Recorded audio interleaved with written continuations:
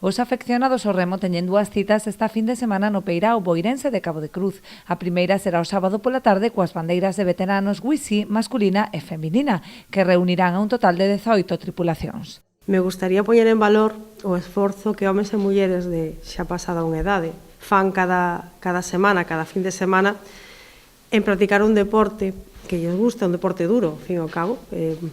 por propia experiencia o digo, pero é un deporte no que prima o compañerismo e no que prima eses valores que tanto dende GEALS e dende WISI intentamos levar á sociedade, os valores do esforzo, os valores de traballo en equipo, e que son tamén valores que dende o Club de Remo de Cabo de Cruz se extrapolan a todas e cada unha das categorías de nenos e nenas que practican este remo, este deporte como o remo. O domingo, a partir das 10:30 da mañá, celebrarase a primeira bandeira de traineriñas Concello de Boiro, enmarcada na Liga Autonómica con máis de 500 remeiros procedentes de toda Galicia. Hai que anunciar que é a primeira edición da Liga de Traiñeiriñas é a primeira bandeira e tamén Concello de Boiro perteneciente a esta liga. Esta liga agora ten carácter autonómico, co cual prevese unha ampla participación de deportistas. Rondamos pola estimación que temos agora dos participantes uns 500 deportistas.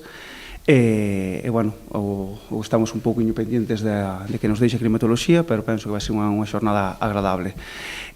Dende o Concello de Boiro amosaron a súa satisfacción por seguir incorporando probas de gran nivel ao calendario deportivo do municipio, que, como sempre, contan co patrocinio de GEALSA. Estamos moi orgullosos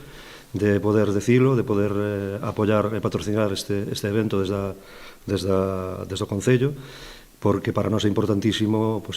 apoiar o deporte base, en este caso o remo, non? O remo que tan importante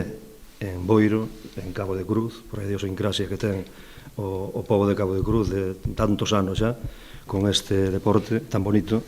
e tan duro, pero tan bonito, e vamos a participar aí nunha liga moi atractiva, xa o estamos facendo, creo que é a segunda xornada, a terceira que disputamos, é unha liga corta pero moi intensa, onde se concentran as mellores embarcacións, os mellores clubes de toda Galicia.